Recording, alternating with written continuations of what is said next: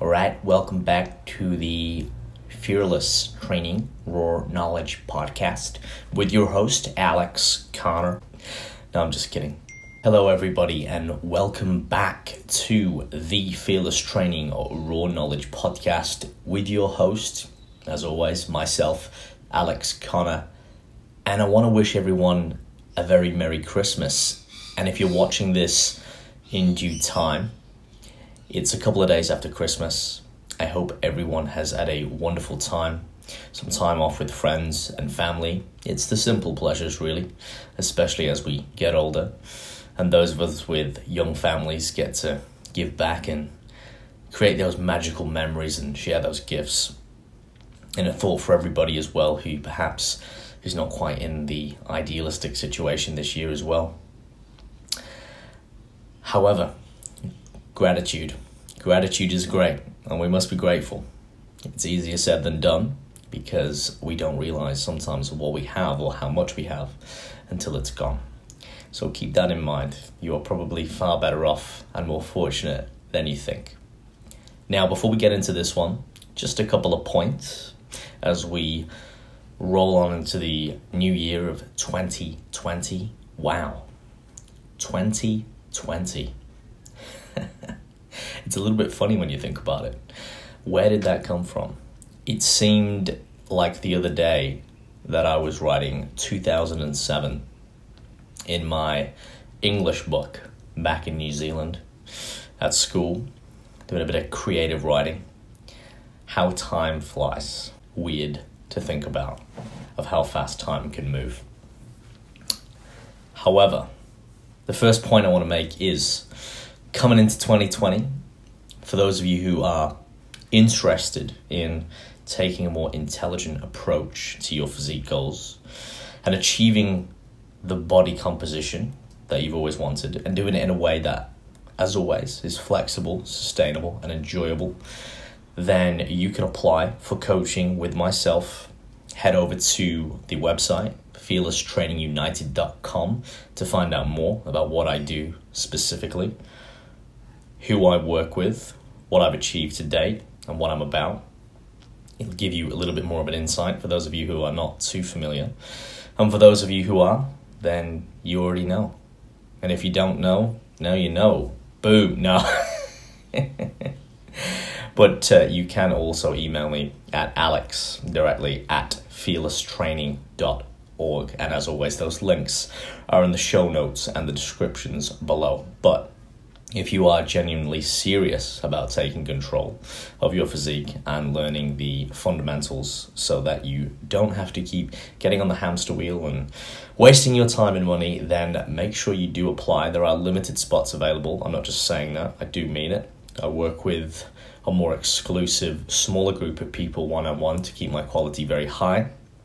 And then obviously I have the online sector as well, which is not obviously as one-on-one for those of you who are surrounding us in other areas of the world. I see we have listeners all over, from Sweden to Germany to England to Japan to America to right back here on our doorstep just over the pond in New Zealand. And now there is the Academy. So everyone, anywhere, wherever you are, if you want to start your journey and start educating yourself and get a bit more of an idea of what you need to know and how I coach and the information that is available, then that's your first step. And that is a very small subscription-based service. It's kind of like the Netflix of gym world, and that is what we aspire to be and better. And it's a platform and a community where you can learn everything you need about training, nutrition, and lifestyle. And it's not just with myself, it's with other very talented peers and practitioners. So if you've not already, once again, head over to the website and check that out. There'll be a lot more coming on that within the next couple of months and some very exciting developments as we head on into 2020. But I'm going to keep those ones under wraps for now. On to the podcast and my guest.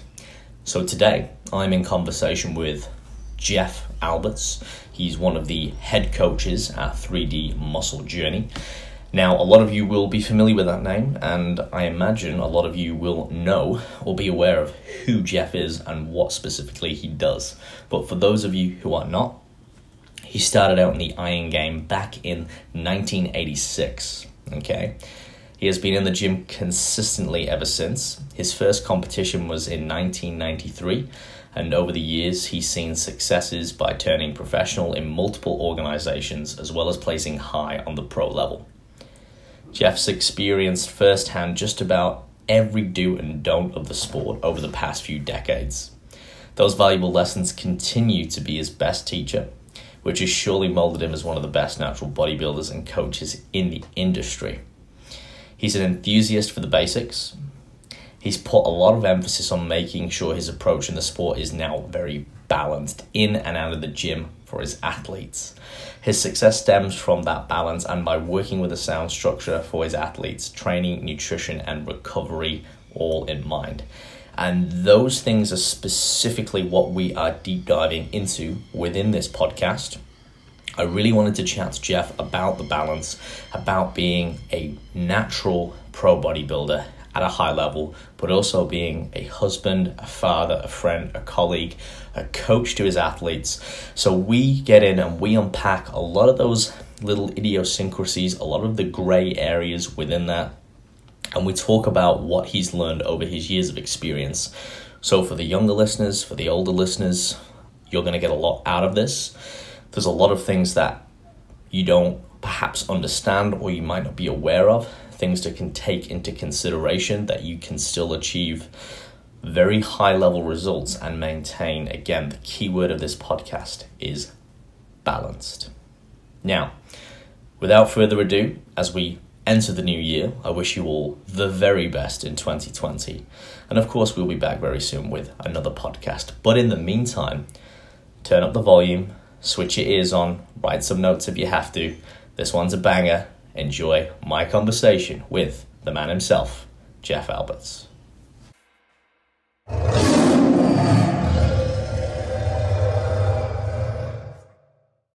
Jeff, welcome to the Fearless Training Raw Knowledge podcast, my friend. Thank you for making the time. How are you? I'm doing good, man. Thanks for having me. Appreciate it. Absolute pleasure, my friend. Absolute pleasure. Once again, we're in the Gold Coast. You're in a different part of the world. What time is it over there? What's the weather like? What's going on your end? It's lunchtime right now. So, yeah, especially coming off of a contest prep, lunch is pretty important, right? So, but yeah, it's a little afternoon here. Weather here in California, it's actually sunny today. It was raining yesterday, but today's sunny, and it's a little on the chilly side. But I'm not going to complain about cold weather because other parts of the country it gets pretty damn cold. So yeah, being in California, I can't really complain too much. Yeah, you guys got it pretty tame, I guess, like we've got it here in Australia. You get those more not super cold winters, apart from like you said, a couple of areas in the States there. So probably not a bad thing at all. And as you said, good to hear you fueled up for the podcast. Yeah, after lunch sure. As well. Some good energy. What was on the menu? Well, yeah, it's typical. It's like some chicken salad, a couple toasted pita breads. Typical prep meal. I'm trying to keep it relatively the same, but I'll probably have some type of dessert later on today. Yeah. I'll be rude not to. And I only ask because I know this is the type of podcast where people are probably quite interested in what people eat. Ironically. All right. So Jeff, as always, for those who may not be aware who you are, I know a lot of listeners will be and be very familiar with your name and, you know, some of your accolades to date. But can you give us a bit of a synopsis, a bit of a background as to who you are, what you do, and why you do it? So yeah, basically, I started lifting weights way back in the day. I always like to say 1886 because I'm old, right? I'm like an older guy in this field. But it was actually 1986 when I started. I was about 14 years old when I started.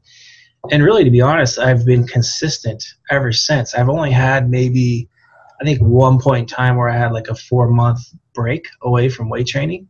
But I've been training consistently now for 33 years. I just celebrated that actually at the beginning of this month. But before I'm a weightlifter / bodybuilder, I'm a coach and all that. I'm a dad, first and foremost, dad, husband. So I have 2 kids. I have my son's 7. I have a stepdaughter that's 15, and I have a beautiful wife. So that's kind of my priority. Before all the bodybuilding accolades and all that stuff. But getting back to the bodybuilding side of things, yeah, I've been training for over 3 decades, been competing since the early 90s. I lost count how many shows I've done now. I want to say it's close to 40, probably somewhere in there. And I just came off of my last contest season last month at the WNBF Worlds. So that's kind of, a flash history of, I mean, there's a lot there, like, there's a lot of details in those 30 years, but that's kind of just like a flash history there. Yeah, no, for sure. And there's a lot of things, I want to dig into as well. And specifically around what you mentioned there, Jeff, being first and foremost, a father and a husband and then a bodybuilder. And, we've talked off camera about, how to really balance all of those things if that is something that you can do. And I believe, you can do it, something that you've done perhaps initially in the earlier days, not as good as you've done it now from listening to previous podcasts. So I'd love to really talk about your evolution as a bodybuilder. And perhaps, again, you can sort of streamline it a little bit and share, when you started bodybuilding, where your mindset was at as more of a youngster versus when you sort of started to get more experience in bodybuilding, but then also obviously, when you met your wife, when you started having kids, and perhaps we can draw some sort of, takeaways out for the listeners, because I know there's a lot of bodybuilding fathers out there, or there's a lot of young fathers too, and they think, I've got to be really, really hardcore, and sometimes that's at a bit of a sacrifice to, their family. And we know that it doesn't necessarily have to be this way, because if we implement the science and, some of these more strategic principles, we can proverbially have our cake and eat it too. Sure. Yeah. Wherever you want to dive in, man, we can dive in. All right. Well, let's start where it all began. I guess when you started bodybuilding, what initially inspired you to start lifting weights and want to pursue standing on a stage, tanned up and oil flexing? Yeah, right. So I've always kind of been an athletic kid. Yes. So I had an athletic background, played, baseball, American football, basketball, that type of thing. But it was my mom remarried, and my stepfather was kind of like a disciplinarian, a little rough around the edges, really stern. At times it seemed harsh, but looking in hindsight, a lot of things, a lot of reasons the way he was he was trying to teach me to become a man, basically. But at the time, the home environment, I wasn't used to that environment, because basically my mom was raising me by herself. So, of course, moms being moms, she spoiled me. I was a little baby. So basically, once I got into that home environment, I kind of just isolated myself at times in my bedroom to kind of get away from that environment. And my stepdad had this old weight bench up in the garage rafters. I was just sitting there. And he had an old plastic weight set, with the cement inside. So I basically pulled that down, put it in my bedroom, and every day I'd come home from school, I'd isolate myself, and I would just lift weights. I mean, I would do the same, I think it was like 4 or 5 exercises, all upper body, of course, never trained legs, back then. And I was 14 years old at the time, So it was just, I would just basically used like lifting weights as kind of escape from reality in a way, kind of like someone who would go to a movie for a couple hours and escape reality for a couple hours. That was kind of, just to get away from home life a little bit. But what it did for me is like, I started seeing my body change, obviously, like, oh, where's these muscles are starting to come through. And then, of course, the kids at school would take notice of that. And it was like, wow, look at Jeff. He's got these muscles. So I was like gaining confidence with it. And I liked the way it felt. I was getting stronger. So I just never stopped doing it. And then as I moved along into my high school years, I was starting to become like the strongest kid in the school. And, it was a good and bad thing. Like I was gaining confidence from it, but at the same time, it was a bad thing because it was like giving me a big ego. So at the same time as I was, getting all this confidence, it was like anytime I would come across new information or someone would try to recommend a certain way of doing something, I just had a big wall up because I'm like, who are they to tell me? I'm the big guy, I'm the one I'm the one strong one here. I'm the one with the big muscles here. So it really did, like, for my future, as far as bodybuilding is concerned, it really limited the progression I could have made after that. Like, I basically held myself back because I was so close-minded. But going back to originally what got me into it was more, like I said, just that home environment just wasn't, like, comfortable at the time for me. Yeah, and I'm confident there's a lot of people out there who can relate to that, Jeff. I think, a lot of people, we get into weightlifting because of some sort of adversity, or, like there's that isolation, or we feel like we're not, perhaps in with the mainstream crowd, and then we get into this sort of field. And it's funny, isn't it, how you sort of maybe turned a negative into a positive, and then that positive went a little bit negative initially because, like you said, you got those results. And then when you went back to that more social environment, it was like, well, I know what I'm doing, sort of thing. So when do you think that mindset sort of transitioned back to being more open-minded along your journey? And what were the things, or the people, or perhaps the lessons that taught you, hang on, perhaps I need to be a little bit more humble and open-minded going forward in my approach to learn and grow as a bodybuilder and as a person? Oh man, it took quite a while. So you could kind of say I'm a slow learner, or I wouldn't say anymore, but back then it was like, it was kind of hard to get through those walls. And basically once I got out of high school, I met this guy at a gym. And at the time he was a disciple of Dorian Yates and Mike Mincer's HIIT training. And this guy had some big old legs. And, of course, I didn't train legs through high school, so I had these sticks for legs. So I'm like, I want to have legs like this guy. So I just had, I went up and asked him what he did. And, long story short, I started to train with him. So I made some pretty good gains over a 3-month stretch. And at the time, I went from like 165 pounds up to 190, like in 3 months. It was like 25 pounds, so about 12 kilos of weight gain. A lot of it, yeah, sure, was some body fat there, but I actually made a lot of significant muscle gains. So I was like, oh, this has to be the holy grail. This is how you train. It's how you're supposed to train. So basically, again, it kind of like, in a way, it was like I learned something new, but at the same time, because I did so well with it, I was like, everything else, I would shut it down, because no, this one thing is what made these miraculous gains. So again, that kind of just reinforced that same type of, the way I kind of approached things. It was just like, it just reinforced my thought process.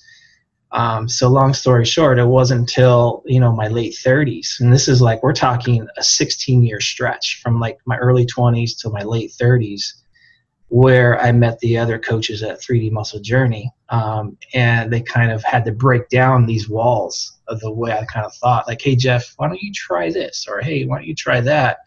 And of course, I was very defensive. Like, who are these younger guys to tell me what to do after I've made all this progress over the years?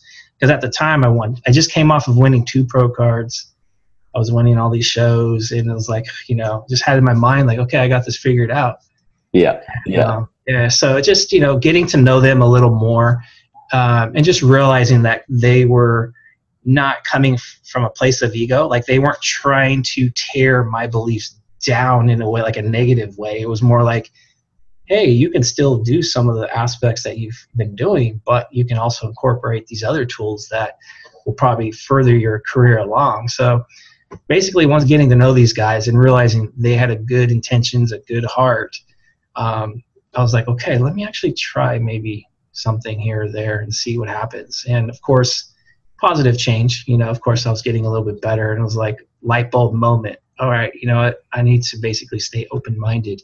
And even to this day, it's like I still have some of that tendency every now and then to be a little stubborn, but it's a lot better now. So I think that's been like, hasn't been like a certain program that's like I could go back and hit all my history and say, yeah, that's the actual program that actually got me to where I am now. It was more like that mindset, like allowing myself to open up and learn from other people, and just learn that, hey, I can actually take little things here and there and apply it to my situation at a certain point under certain context to further my career along. So maybe even with this podcast here, you might say something that I may or may not agree with, but I might be able to use that information a day from now, a year from now, 10 years from now to further my career along. So that's kind of how my mentality is now. So biggest change I've seen over my career is not so much the physical, it's been the mental.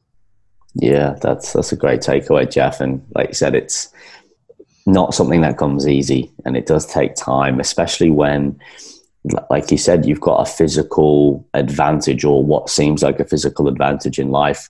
I think we often hear that the stereotype, for example, I was in the gym the other day, and someone says, oh, you look at the person who looks good, they know what they're doing, you should listen to them. And I said, well, not necessarily. I said, because, sometimes they don't understand the science. Perhaps they might be more genetically predisposed, or perhaps they can't actually even break down what they've done, or they might think it's, X and it's actually Y. And again, it's hard to almost approach or even distribute that information. And like you said, from receiving, advice from your peers when you were at a stage where perhaps you were in a better condition, and like you said, coming off those wins, that's really hard to kind of, be humble and listen and go, oh, well, yeah, like maybe, but like, if that was the case, why have I just done this? But as you said, it wasn't so much of an attack on like what you did or that you were doing anything wrong. It was just, hey, like, here's a way that you could even enhance that again.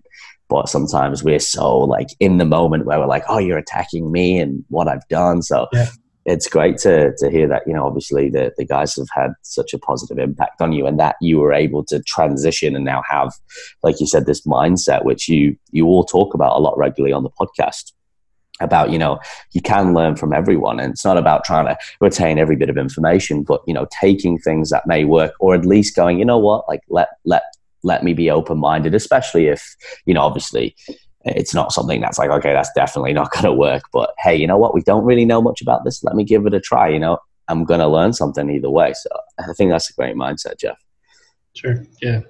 I'll say, actually, just kind of one more aspect on that is that I remember I used to work in an auto plant before I became a full-time bodybuilding coach. And we basically, the way the plant was run was the Toyota production system.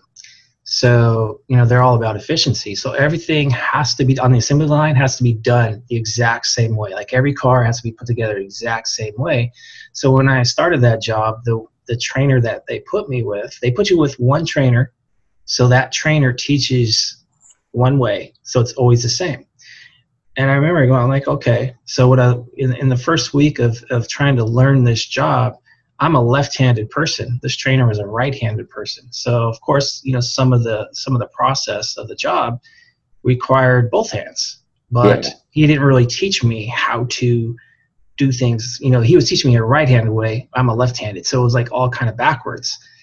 And, long story short, I was like, this just doesn't seem very efficient.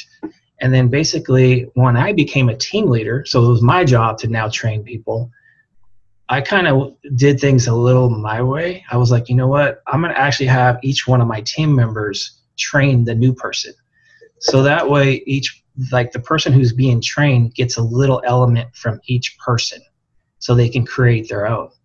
Yeah. So, at the time I didn't really apply it to my body. I wish I would have. Like, I didn't put two and two together. Like, hey, I can apply this concept to bodybuilding. It wasn't until I met the other guys that's basically kind of what happened. Was here I met these three other guys, and I'm taking little pieces of them and I'm creating my own. So that's kind of like, to me, like a lot of times when you see on social media, the internet and all that stuff, when you see coaches or all these people trying to disperse information, it's almost like ego's like, my way's the best way. My way's the best way. Here, you have to do it like this. So if you're someone who's taken in the information from all these people, keep in mind it may or may not be the right thing to do or the best thing to do, but you have to take into context. So there's a lot of layers. Like, I might see something that you post and go, okay, you know what? I could use that today. Or I might say, you know what? No, that just doesn't apply. But like I said earlier, it might apply tomorrow, a year from now, 10 years from now. So basically, just like I said, if you're a consumer, you have to be very open-minded and think about there's a lot of context to take in. So that's kind of, just wanted to throw that in there to kind of drive home that point. Yeah, no, that's good. It's good to give like real life examples. And it's funny you mention, the auto plant, because I believe Toyota is they use the Henry Ford method or Kaizen, and it's always, everything's like lean management, right? It's like standardized. And I think there's a lot of great principles that have come from that. But I guess if we can put that into the bodybuilding context, correct me if I'm wrong here, but that's more like the, hey, this is the evidence base, this is the formula, this is what works, this is how we're going to do it, we're going to go bang, bang, bang. But then we've got this now, I feel like there's a bit of a swing, like to a degree where we're like, oh, well, hang on a minute. Maybe we need to use some more of the anecdotal evidence, like the real life experience from people who have like been in the trenches, right? Like obviously not everything they do works, because I mean, I've heard some pretty bizarre things over my time. Like the trick to getting shredded, Alex, is just having one steak a day. I'm like, no. That'll definitely put you in a deficit, but there's a whole lot wrong with that. But you know, perhaps that bodybuilder, that old school bodybuilder, he had some other great takeaways, you know. And it's about, you know, being able to, I guess, marry the two up, which kind of springs onto the next question, which is, how would you recommend, or how have you been able to dissimulate that information or distill it without getting overwhelmed, Jeff? Because, you know, we've got so much information now and it's everywhere, right? We've got social media, we've got people in the gym. What advice would you perhaps give to listeners or people who, you know, they want to kind of take this information on board, but not overwhelm themselves and be able to, you know, separate the perhaps more qualitative information than the quantitative? That's such a hard question to answer. Like, it's like I get daily questions on Instagram, and it's always, the questions are always coming from a place, it seems like anyways, like obviously when you're not experienced, right? You're trying to figure out what is quality information or not. Like, you just don't know. So you're inexperienced, and with an experience comes insecurity, anxiety, fear. So a lot of the questions are based off of those emotions. So it's like, should I do 4 sets or 3 sets? Should I do 20 sets or 10 sets? What's going to be the most optimal? I mean, et cetera, et cetera. And to me, it's like, it's easy for me to discern it because I have 33 years of training experience, right? So if I don't know myself well by now, then I must have been doing a lot of things wrong for 33 years. Yeah. So it's like, to me, it's like, okay, if there's something you're questioning, obviously we want to be safe, so we don't want to do anything that's unsafe, but there's nothing wrong with trial and error and figuring things out on your own sometimes. So to me, like, a lot of my learning has been trial and error. So yeah, okay, there was a 16-year period where I didn't, you know, like I said, it was like 16 years. I probably could have made a lot more progress, but I don't regret that, going through that, because now, like, that experience basically, like, experience has been my best teacher. So now it's like, I can easily say to someone, hey, okay, you're asking me about this volume question in 10 or 20 sets. Why don't you just go conservative first and try 10? And let's just do 10 sets and see how it goes. Give it time. Ignore all the distractions that you're going to see on the internet of this guy saying 20, this guy saying 30. Hey, this new study came out and says you should be doing 30 plus sets. But you haven't even ran 10 sets long enough to even know if it works or not. You're already on to the next thing, because again, you're just like, what's good, what's not. But you actually have to figure out, okay, you have to start somewhere, right? You have to start with your structure. And it's always best, in my opinion, to go conservative so you don't hurt yourself, right? Don't kill yourself. Start conservative, go slow, don't change anything, and see what actually is working well, what isn't. What isn't working well, then, okay, make these small revisions. So maybe it's like, okay, barbell curls hurts my forearms a little bit. Okay, change to a different exercise. Okay, keep running that now. Okay, assess it. So little changes like that. Like, be your own science experiment. That's kind of the best way to describe it. Like, if you're just relying on outside information constantly, like, we do need to take it in to set up maybe your structure. But then from there, it should be more about collecting your own data, assessing it, and making revisions to your own structure to better yourself as you move along. So it's definitely, yeah, it's easy for me to sit here and say it, but someone who's like, mind's being blown because they're seeing like just a flash of information. It's almost like, you know, the dog that sees a squirrel, they're just like all over the place. Yes, exactly. Yeah, no, it's true. And it's a really hard one, Jeff. You know, that's why I wanted to put that to you and get your take on it. Because I think a lot of people, you know, now, especially again, being young, not having that experience, and perhaps, you know, being born now in it's such a technological era. And again, it's, you know, the questions that you get on the daily, it's about almost educating people to think more critically, but then also like, just have a go. Like, again, as long as it's not radical or it's not dangerous, you know, the journal, you know, document it, write it down. Did it work? You know, obviously you have these pillars of science, which, you know, you can use to lean on and kind of get some main structure. But then within that, I think it's, and I want to really underline a point you made there about, you know, see how it goes. And you said something about like, okay, you do a bicep curl and say it hurts, right? Now, there's obviously muscular pain, and then there's like, well, joint, tendon, or something doesn't feel right. I think a lot of the time, and this was true for me in my younger days, that I didn't put two and two together, where I was like, oh no, I need to do squats, but you know, I might not been doing them right, but no, I have to do them. It's like, well, no, maybe either learn to do them better, change the variation up, but we have this like mindset because apparently, like, you know, you've got to do them. This is what you do. Yeah. Well, that goes to the black or white thinking that's within our sport. Like, it's either this way or that way, and anything in between that's not an acceptable answer. Mm-hmm. Right or wrong, especially with exercise selection, right? Okay, we have to squat, we have to deadlift and bench press, otherwise we're not going to make gains. But the way I kind of like what I've learned over the 3 decades is like, I kind of like an analogy that I like to use is, if we're a mechanic and we're trying to do a job with a hammer and a screwdriver, like every single job, well, we're not going to be very efficient or effective because there's a lot of jobs a mechanic has to do. So I kind of look at it as like, as you move along your career or journey in this sport, think of your journey as a toolbox. Like, you have this big, large toolbox, and what you're trying to do is to fill that toolbox with as many tools as possible, because along the way, you're going to come into circumstances where you might need a specialty tool to keep your progress going. And again, if we just have this black or white mindset, it's very limiting. So it's important to kind of understand that, like, you're going to be under different context along the way. Like even this last contest season I just had, this is my shit. I don't even know how many seasons I've done now. Like, you know, I'm a veteran, I'm super experienced, but yet there was still some uncertainties and unknowns. And instead of, you know, asking, you know, every single coach out there, hey, I got this coming up, what do you guys think I should do? It was more or less like, let's try something, let's see what actually happens, take notes on it. And either, hey, that worked, or hey, it didn't work. If it worked, great. Maybe I could repeat that again at some point in the future.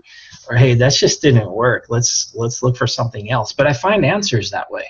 Mm-hmm. So again, like before you this applies to anything in life. Like if there's always unknowns in the future. Like you don't know if things are going to work well, not work well. But the only way to find your answer is to embrace it and go through it. And whether you're successful or not, you get an answer. And you're better prepared moving forward. So I think, again, a lot of times when we get these questions as coaches, a lot of it's coming from insecurity, fear, the unknown, that type of thing. So a lot of emotions, and emotions too, like if they're unguided, like there's no control over your emotions, it affects your decision making. So often, you know, I tell people, hey, don't let your emotions, you know, dictate the way you make your decisions. Because oftentimes, like, it's the fear and anxiety that's making us do things that we shouldn't be doing.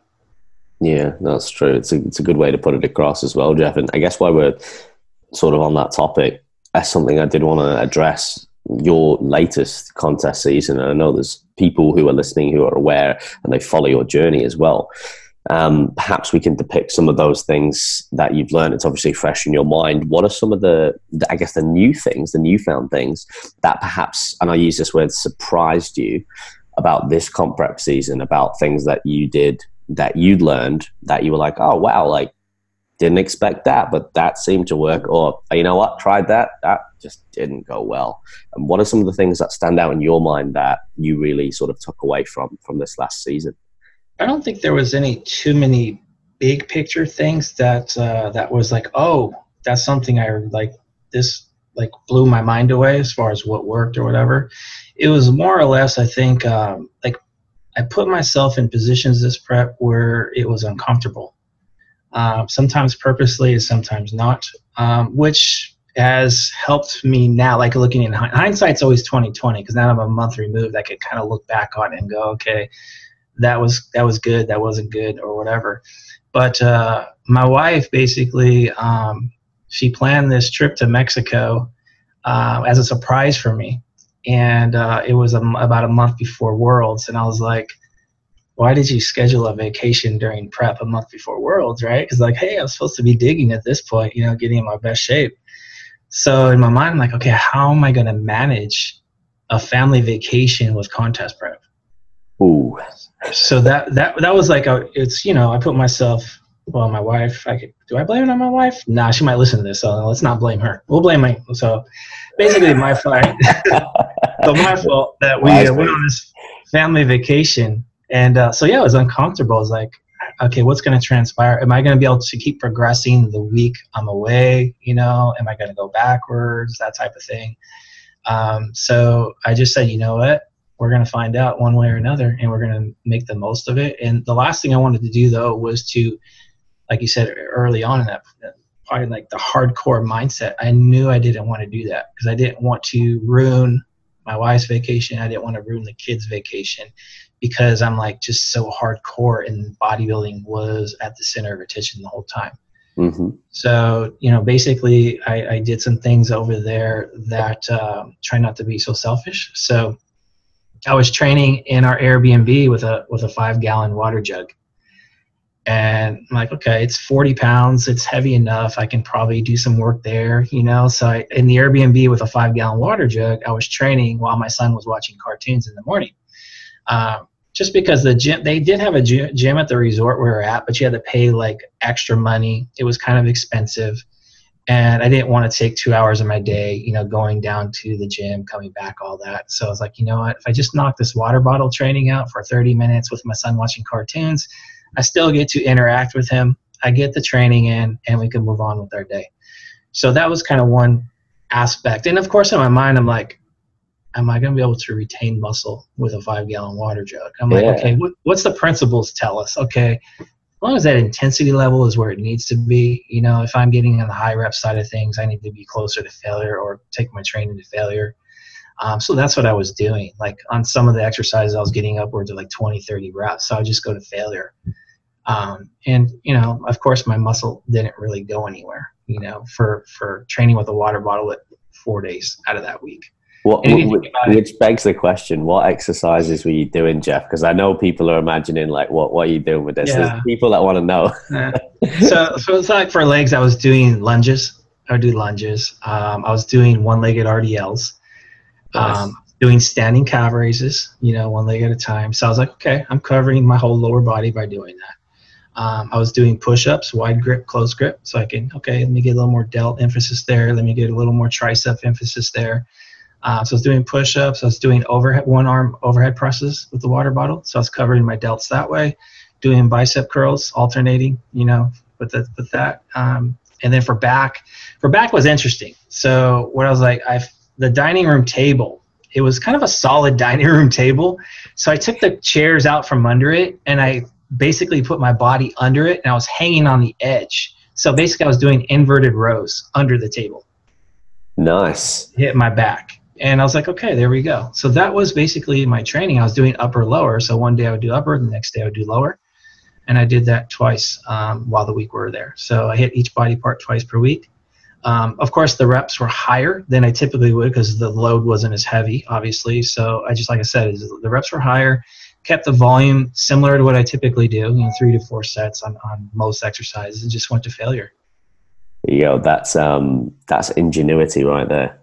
Yeah. So I was like, it's all principle based. Like I know the principles, the science, right? It doesn't have to be perfect, but hey, I followed principles and I was able to maintain muscle mass. And at the same time, my wife and kids weren't like, Dad, you're selfish. You're going to the gym for 2 hours a day during our vacation. And we got to wait for you until you get back before we can go have fun at the beach.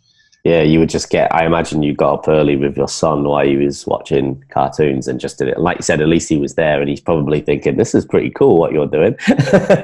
Oh, yeah, we're interacting. Yeah, he was kind of watching me do my thing, and I, you know, turn the camera on him and record him, and yeah, it was.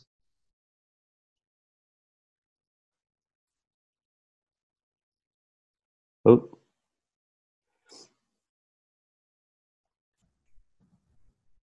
I gotcha. You still there? Yep, I'm still here. All right. Sorry, I think it cut out there for a sec, but we're back. It's all good. But yeah, you would have loved that, I guess, seeing and again, that is quite creative and a good point for a lot of the younger audience to take away. I know that a lot of the times and I use this example because it comes up a lot with clients on the day-to-day for me where, for example, they may go on holiday. I've got quite a few people this time of year and they go on holiday. They go, Alex, well, nutrition's a whole nother topic, but we'll keep it training focused for now. And they go, well, what am I going to do? And I'm like, well, first of all, you don't have to be in the gym. And I don't want you to go and think like, I gotta go to the gym. I'm like, but you might want to enjoy it. But I'm like, there's so much you can do with body weight, or even I remember going to, the hotel gyms and even that's a luxury now because, you use the water bottle, you can use anything. Yep. And you sort of go, well, oh man, there's no free weights, there's no barbells, but it's like, man, the principles is like, okay, well, I got a couple of dumbbells here, I got some cable machines. And like you said, you just do more reps, more sets, you build that intensity, you try and replicate that volume. And it's kind of fun once you get that mindset where you're like, hey, like this, like it's not going to negatively impact my my training, my physique. Hey, I might not be getting the best gains, but hey, I might even get something. I might even learn a new exercise or something. And it's kind of cool to change it up, I found, and it gives you this new level of confidence. So I guess I always sort of preface that with clients and even, people who are less experienced in the gym who go on these holidays. And I say, hey, look, this is a great opportunity now for us to put what we've learned into practice, into a real life scenario and test it out, and get away from, obviously like we've learned about tracking nutrition and all this kind of stuff. Like, let's use those principles now to walk away from it a little bit. And I always think that's pretty funny because people, they sort of, initially they push back sometimes in the science and then they hold on to it. Like, I can't let this go. And it's like, no, let's get some balance going on here. Does that make sense? Well, oh yeah, for sure. So often it's like I said earlier, it's like when you put yourself in an uncomfortable environment or uncomfortable position, you end up learning more about yourself and more about things by doing that. Like if you're always in your comfort zone, that's what you're going to know. That was me in my bedroom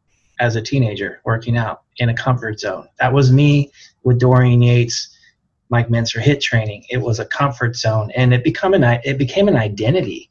And that's why I had walls up. Like, hey, these people are attacking HIIT training. That was kind of how I identified myself as a bodybuilder. So it was almost like they're attacking me. So again, it's like when you keep your mind open and you get yourself out there and you try different things. Like I said, it may work great, may not work great, but moving forward. Like a lot of times, like, with the diet and all that, when you're traveling and all that, yeah, sometimes it's not perfect, but you learn more about how to weave your way, the next time you get in that position again. So that's kind of like, it's kind of similar how you talk to your athletes, ahead of time. It's like kind of same thing. And I look at it too, this way is like, let's say, that week of vacation where let's say I came back and I just visibly looked bad. Like I lost some muscle, like, oh gosh, he atrophied, which takes more than a week to see atrophy. We know that. But that's where my security blanket comes in. Like I know for a fact, like atrophy doesn't occur in a week. Like even if you stop training altogether, you took a week off of training, you're not going to lose, muscle mass in pure strength just from a week. You may get a little detrained, like you come back to training, oh, I'm sore, that type. Maybe you look a little flatty. But after a week or two getting back into your normal training, your normal environment, you're like, oh, okay, nothing bad happened. Everything is there. Yeah. So I always kind of tell my athletes that I go, what, it takes a lot more than just a week of not being optimal with your training. You'd literally have to stop training for like 3 or 4 weeks to actually see some atrophy. Yeah. Yeah. A lot of these misconceptions, they're just in our head a lot of the time, or we fantasize or we imagine that they're, like you said, when we analyze ourselves in the mirror, because it's like, oh, I don't think I'm as quite full today. And so it's really good that you can, like you said, emphasize those points and like you said, use that comfort blanket when you need to and go, well, no, this is when the science comes in handy and we can go, hey, this isn't the case. Even context too. Let's say you have an athlete context, right, leading up to a vacation. Let's say they can't train at all, right? Let's say just there's no way they can train. They can't get to a gym, and for whatever reason they can't do body weight stuff. Like they're just like basically done. Like they can't train whatsoever. Let's say leading up to that, let's say they were overreaching with volume. Maybe they're going at it really hard, extending deloads out or whatever, just really pushing. Let's say the lead up to that vacation, you're just in a beat up state. Like that's probably the best thing for that person in that situation would be to not train for a week. Because now you're going to get that recovery, your joints and all that, your connective tissue might get a little rest that they need. Then coming back from vacation, mentally too, you're probably like, oh, thank goodness, I feel refreshed again. And then your motivation's higher, your performance after that's probably a lot better, you know, et cetera, et cetera. So again, there's a lot of context to take into consideration. And that was kind of the reason why I kind of brought this point up, was that context is huge, you know, in bodybuilding / fitness. Yeah, I agree. It's really important because a lot of the time, as you said, Jeff, it's usually a lot of more positive outcomes come out of it because most people are not resting or deloading anyway, unless, you know, they've got some, you know, some structural knowledge from coaches who can implement those. So half the time they come back, like you said, refreshed, feel better, more motivated, and they're like, oh, I kind of look and feel better. You're like, funny that, what rest can do. Yeah, exactly. We're back. For those of you who are watching, yes, there's a bit of an outfit and a location change, but we're back after some technical difficulties. Jeff, thank you for joining me again. Let's continue on where we left off because we can do that with the magic of technology. And I believe we were somewhere about that you'd been away on holiday with your family, and we were sort of segueing away from that into more of the lessons that you'd sort of taken away, I guess, from, you know, training away and having a lot more flexibility versus, you know, back when you were younger thinking, oh, wow, like I've got to go to a gym, you know, I've got to be hardcore. So perhaps let's follow that line of inquiry and we'll keep that trend. Let's do it, man. Let's do it. All right. Awesome. So I guess let's talk about maybe, or even if you could sum up some of the main differences for, you know, fathers or bodybuilders that have a family, what advice would you give and what learnings do you think are the most important to keep in mind if you want to be a high-level bodybuilder and also be a good dad and a good husband? I think the main thing is just to kind of realize and understand that you're going to have to be flexible. Like that and being flexible in a sense has to become the new optimal. Or the word practical has to become the new optimal. Because if you're trying to optimize bodybuilding, quote unquote optimize, you know, then that means no doubt like your significant other, your kids, like your family in general is going to be kind of like second fiddle. And yeah, that's probably not going to go over too well, you know, and you'll probably have less hair than I have right now if you try to, you know, roll with that type of approach. So I just learned that I've had to be, you know, really flexible with my approach. And I remember back when I was going to compete, it was like I think it was right around 20, like my son was born at the end of 2012. And I remember prior to that, I was like, you know, I'm thinking about competing in 2013. So I was like, it's probably not a good idea. I'm like, it'd be my first time being a dad. I'm like trying to prep. I'm like, that sounds stressful. But, you know, I didn't really know 100%. So I'm like, hey, let me reach out to somebody who does know, you know. And of course, I reached out to, I remember I emailed Brian Whitaker, who is one of the best natural bodybuilders on the planet.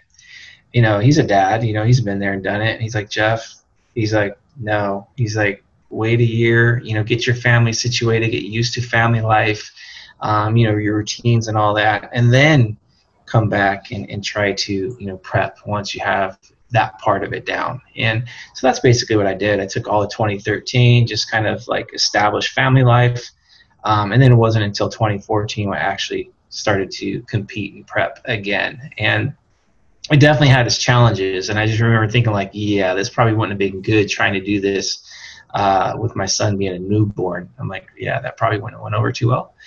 And it was kind of interesting that my 2014 prep turned out to be, at the time, my best ever physique, even though I did, like, the approach was kind of like what I mentioned, you know, when we started this segue, it was totally flexible. Like, oh crap, I can't train today. Okay, I guess I'm just gonna have to train tomorrow. Let me take care of what I need to take care of with family or school or whatever it was. I was like, okay, I need to take care of that first, and I'll just wait till tomorrow to train. In the past, if I would have missed a training session, I would have been a big stress ball. Like, oh gosh, there goes progress, or I'm going to lose progress, or I'm going to be behind. And long story short, what I realized after the prep was over with was, wow, I was just, I've been far more optimal being practical, because I had a superior physique in 2014. Of course I can, attribute that to, some of the protocols I was running, but I think just like from a stress perspective, like I realized like I didn't have to be so perfect in order to look perfect, if that makes sense. Yeah, that's quite paradoxical, but it does.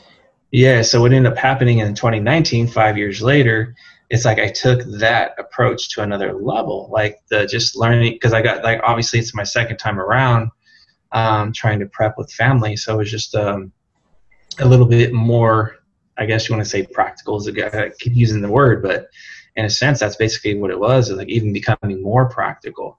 It definitely had its challenges this year trying to balancing out the family life, because now, the first time I prepped with my son, he was 2, and now he's 7. So it's like when you're 2, it's everything's about mom, but when he's 7, everything's about dad.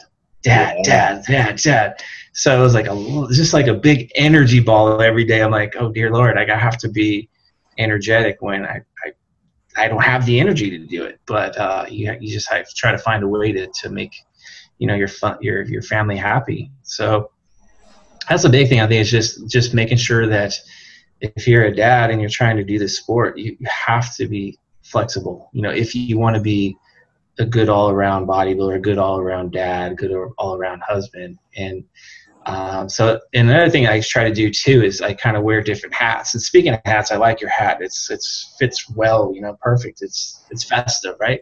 It is. But like fitting. When I get up in the morning, I'm like, okay, I get up, make sure my family is off to work, off to school. So I got my dad hat on. And then it's like, okay, now when I start work, I got my coach's hat on because I'm coaching bodybuilding. Then when that's over with, okay, now I'm putting my bodybuilding hat on, go train and all that. And then when it's time to, be a dad again, when everybody's coming through the door, in the afternoon, it's like, okay, put my dad hat back on. So I kind of I put boundaries with myself as far as the daily structure.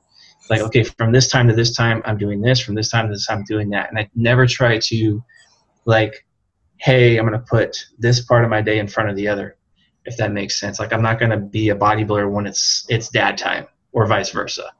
So I set those expectations and boundaries for myself. So that way I try to balance out everything as best as I can and have that flexibility.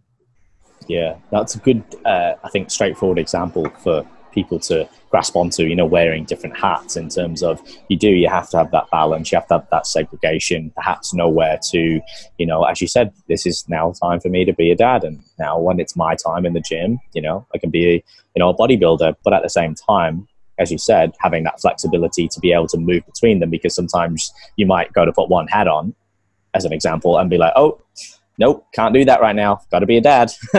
Yeah. I think for those of you who don't know, you have and correct me if I'm wrong, you've got a home gym, is that right, Jeff? Yeah, I work out at home. Yeah, I got a garage gym. Yeah. Yeah, which is, great. I guess it comes with pros and cons, but then sometimes I guess you might have to, if you did and your son was at home and, your wife needed help, you might need to cut your workout short, or you have to, just change the hats really quickly and go back in and do something. But it's good, like you said, if you can try and have those boundaries, because it kind of does build in a little bit of structure and practicality. And I think, reaching out to someone that had already been through it, that's probably some really good advice for people, and knowing that it is okay to reach out and it's good to ask for help. And Brian is actually someone that I followed as close as possible, because I know he's quite reserved. Back when I was studying, and phenomenal physique. If people don't know, look up Brian Whittaker. He's like conditioning standards, and I believe he actually has twins as well, which was very, very challenging. So it's kind of cool, I guess, that you were able to speak to someone who'd been there and been like, hey, look, dude, like, yes, but not right now. Which I guess in hindsight was quite nice for you to have. And then obviously you still have to live it, right? You still got to do it, but maybe that would have been the difference between perhaps not as a good experience for your family and you that season versus, having a little bit more success the season after. Yeah, because on the flip side, I remember before my son was born, I was like, okay, I'm going to be a new dad. I'm like, okay, I want to make sure that my priorities are in check. So I remember I went extreme on basically is when my son was actually still in the womb. I was like, I took a 4-month hiatus from the gym. Like I stopped training altogether just so I can put more focus in on making sure that like home life was ready to go for the new baby. And man, it was like over a 4-month stretch, I watched my physique just deteriorate. Like, of course, you're going to see atrophy, not training for 4 months. And then I wasn't really watching my diet as well. So it was like I got skinny and I got fatter. And it was kind of depressing seeing myself like that. But I was like, I justified it as I need to be this super dad. And, I remember it was like, a while after that, maybe, I don't know, 6 months or whatever later, a year, I just remember Eric Helms kind of checking me and saying, Jeff, really? That's kind of being extreme. Like you couldn't find 2 hours a week to train, like just train twice a week. You could have trained upper, lower, or whatever, a couple full bodies, and you would be able to maintain, everything you had. And so I just kind of like went extreme. It was either all in or all out. And that's kind of like, I know better now in hindsight, like, you have to have, that shades of gray in there. You can't just have the mentality of either on or off or black and white. So I learned from that, like, okay, yeah, I was a little extreme. I took it too far. So again, that's kind of just reinforces a lot of the things that I do as far as my own bodybuilding, but also with my athletes. Like, we want to be more in the middle versus the extremism, one way or the other, because it always has it always has a good and a bad consequence. Like when you're extreme, like when I was extreme, being, hey, I need to be there for the family. It's like cool, right? Like I'm all there, but there was a bad side to it too. And then on the flip side, it's like if you're doing something that's like completely off, then it just throws everything for a loop. So you just kind of lose yourself a little bit. So that's something that I try not to do nowadays. It's not always easy, but that's why I like talk about wearing different hats, like trying to take care of every part of the day that has its purpose towards, like, whether it's bodybuilding, whether it's being dad, whether it's being a husband or being a son, even like it's making time to spend with my dad, and my stepmom and things like that. So all that's kind of important, because what I've learned over the years too is that when your life is in good harmony outside the gym, you do much better in the gym because your stress level is at ease. Anytime you're just like, you have things in disarray outside the gym, it's just like, sometimes when you're in the gym, right, like, like, oh shit, I should be here doing this. Then you're trying to rush through workouts and stuff like that. So your stress levels aren't that great in the gym. Performance suffers. Your risk for injury is higher. So yeah, I just try to make sure that, harmony's good both in and out of the gym as best as I possibly can. Yeah, it's synonymous. And there's one word that comes to mind. And once again, it's balance. It's almost like spinning plates. And as you get older or you go through different stages of your life, you've got more plates to spin and you've got more important ones to focus on. And as you said, it's sometimes I think we don't really talk about stress enough. And often people go in the gym, we've got our athletes that go in, and sometimes it's very overlooked, and sometimes it's just a matter of saying, hey, like, how you feeling? Are you stressed out? And it's like, oh, like I got this exam coming up, or something happened in the family and it might be medical. And yeah, it's something that just needs to be addressed, because as you said, Jeff, it massively impacts your performance, and as again, your risk of injury and your ability to focus and all of those things. So Eric made a good point, I think, a while ago on that, which was about, he would argue it's harder to be balanced than it is to be hardcore. And I think it was really good because it hit home with me, because a lot of people are, right? They're like, no, I'm hardcore. I'm like really in it, or I'm really off it. And really, it's actually more difficult to be in the middle, where you can go, well, can't you just be both and just sort of juggle and constantly sort of, calibrate, I think is the word I would use. Easier said than done, to be able to sort of move in and out of, okay, you know what, I can put more focus here now, but now I've got to pull back and do more here. And I guess that's something that we all get better at in time, and it takes experience, etc. Yeah. So going forward from that, Jeff, what are the things that, because I know that you talked about, and correct me if I'm wrong, you would like, you going for 2021, is that right? This is going to be the next competitive season so far? Yeah. For now, that's kind of my game plan. 2021. Definitely not 2020. No, we're gonna take a break. Get some gains, mate. Get some gains. Oh yeah. Old man gains. That's what we're gonna do. Some old man gains. Old man gains, mate. Just basically refining that beautiful piece of meat and just making it even more. What is it? What do they call it now? Like a tendered or marinated, if you like. You just get even more definition and quality. There you go. We're gonna maybe add some spice to it, so it's a little extra spicy in 21. Yeah. There we go. Man. Yeah. Well, what are the main areas of improvements that you would like to achieve going forward come 2021? I would say, like, from a physical standpoint, like based off of the worlds this year, like it's like, I think for me personally, like I attained my best ever physique. So from that standpoint, I'm pretty happy. So in comparison to the other bodybuilders though, it's like, oh, okay, there was 5 guys that were better than me. So they beat me on upper body. Like, you know, they had more upper body thickness and size. So I like to, you know, of course that's everybody's goal, right? When they're a bodybuilder, get bigger. Yeah. So yeah, I mean, I just need to get my upper body, you know, a little bit bigger to be a little more competitive. My lower body was right there. Like I didn't see any issues there. So it's more upper body. So my game plan thus far is just to add a little more volume to the upper body, and nothing crazy though. It's just basically just hitting each body part, you know, twice a week. And what I'm doing for like chest and back and things like that is just adding one exercise to a lower body day. So like on one of my lower body days, I'm doing like an incline dumbbell, like hybrid press fly. Right. Like 3 sets. That's it. Just 3 sets. Nothing major. It's still 3 sets more than I'm used to. But I don't need to do a ton of volume. Like that's going to add up over the course of the year, you know. And then kind of same thing on my other lower body day. It's like, let me just do a row. So I do 3 sets of rows, and that's basically all I'm kind of doing to, you know, just give me a little bit more frequency and volume for some of my upper body movements.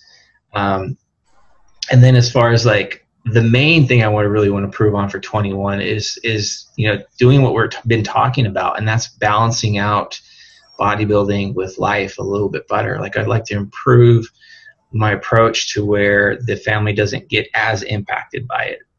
So that's a big goal. Like I keep improving every year, every time I do it, you know, but I want to get better at doing that to where at the end of it, my wife's like, oh yeah, that wasn't that bad, you know? Instead of like at the end of this one, it was like maybe a week or 2 later after I've eaten more food, she's like, oh yeah, I see the difference. Yeah, you're definitely a lot happier now. So that's like the main goal. But the physicality part of it is like I've accomplished so much in the sport. You know, at my age, I've been doing this for over 30 years.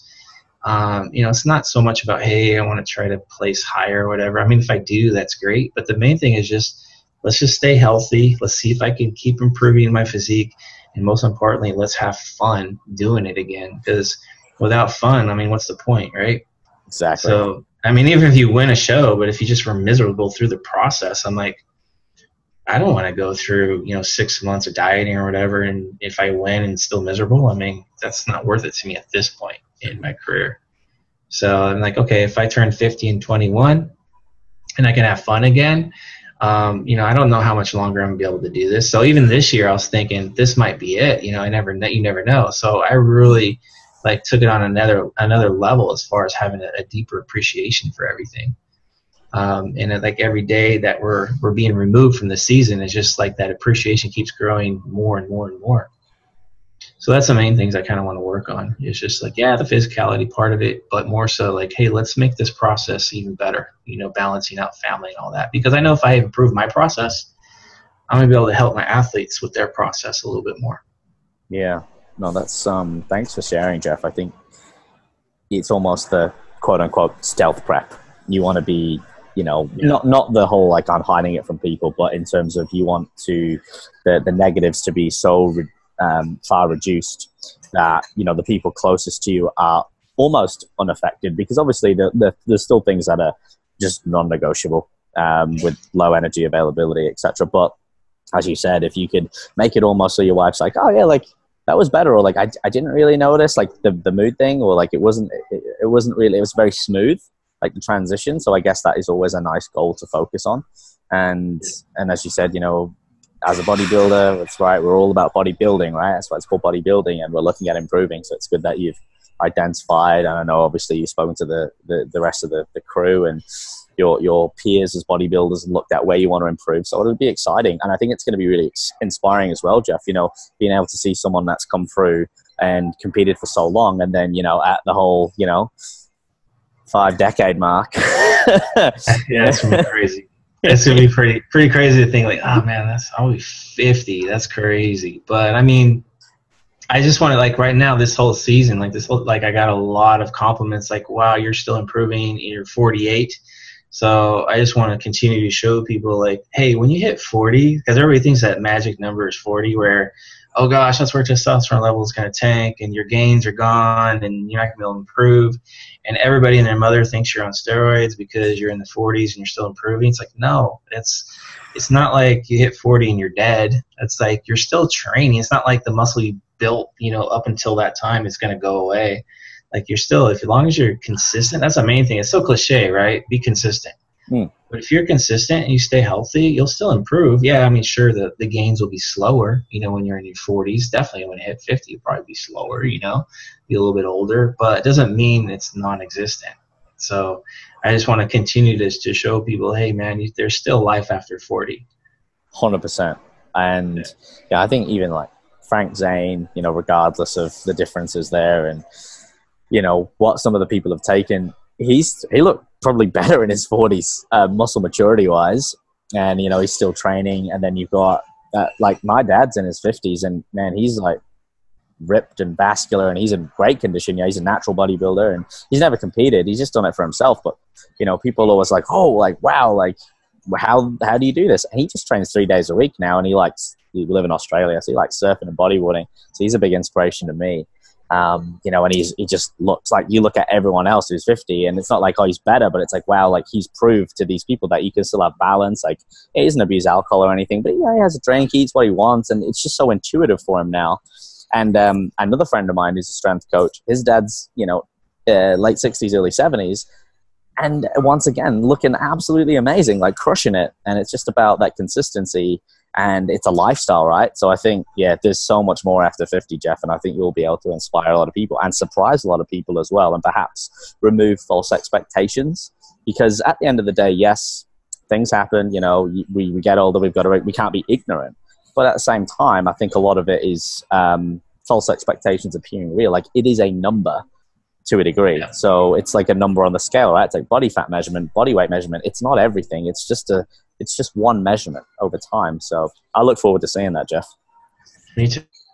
Definitely. I mean, father, like you said, you know, father time, and inevitably it's going to catch up, right? You know, but I mean, I'm not going to go in there like right now with a glass, you know, half empty. It's a glass half full. So I'm going to have an optimistic mindset around it and still, you know, have intent with my training, because regardless, let's say if I knew right now, like, okay, I'm never going to progress again, like my progress is done, I'm still not going to go in the gym with that mindset.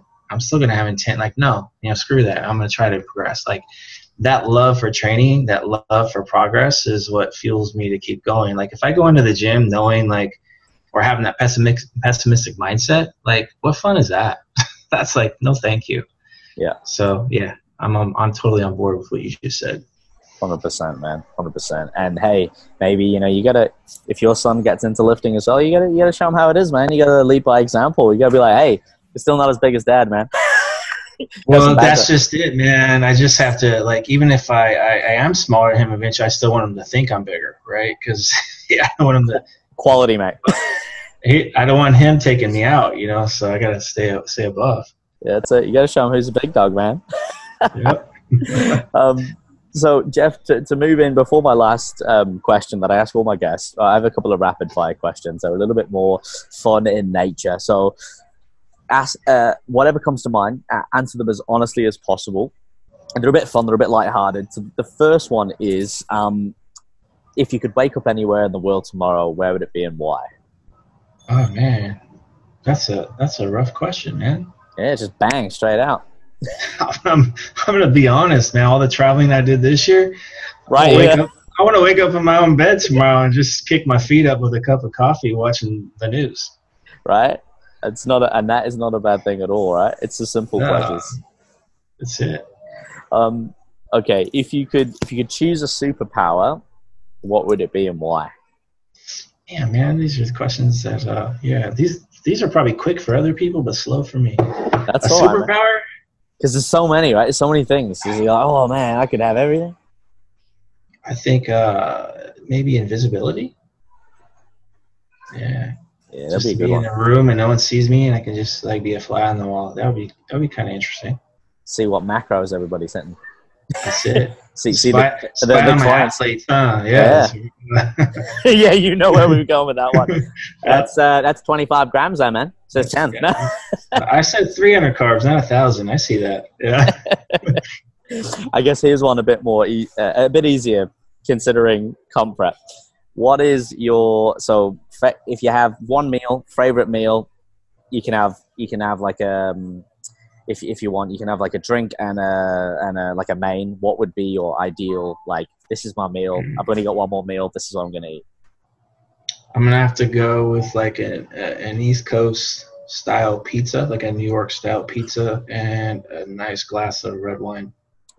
Touche, sir. Touche. Very nice indeed. And my final question, a bit more serious, you can take a bit more time with this one if you want, Jeff, is can you identify, and it can be relevant, it can be, you know, what you've just been through over the season, it can be, you know, back at the start of your career, identify a fear in your life, big or small, what it was, how you overcame it, and what you took away or learned from that experience? That's a good question. I would say biggest fear would be, that's a hard one. Let's see. I would have to probably say that my biggest fear for, like, not just with bodybuilding would be just in general. Like, I wasn't one who would ask for help. Like, fear of just not, like, because I'm kind of more of a quiet person. Like, if I needed help or whatever, like, no, I can do this myself. I don't want to bother someone else. It was just a fear of, I don't know if it's rejection or whatever, but just like, I just felt like I have to do everything on my own. And that hindered me as far as a bodybuilder, because I wouldn't ask for the help I needed. I was closed down. And even with like family life and all that, I wouldn't open up and communicate. And I think we know that, you know, when you don't communicate, problems don't really get solved. And sometimes, because if you're quiet and if there's any type of resentment in relationships or whatever, man, it just makes things really hard in life. So I think that's mainly like the fear of just like not being able to communicate too well and open up. And that's where, you know, Eric Helms and Alberto and Brad, those guys really taught me how to bring walls down to improve my bodybuilding, but it brought my walls down to improve me as a human. And I thank them, you know, so much for that. And they know that already. I've told them so much that you've changed my life and trajectory, not just with bodybuilding, but there's no way I'd be the husband and dad I am now if it wasn't for meeting those guys in my late 30s. So that to me, it's like, so you kind of say, like, to this day, like, my fear is like going back to how I used to be, like really reserved and shut down and quiet. So for me, doing a podcast, like, this is something I would have never done 15, 20 years ago. I would be like, no way. I don't need to be doing that. Like, I was just very shut down. So yeah, getting out of my comfort zone. I just, like, sometimes I force myself to do things like this, or force myself to do YouTube videos, or just to ensure that I'm not going back to the old ways, and just to keep myself more open. And I mean, obviously, when you open up like this and you share things like this, it helps other people. Correct.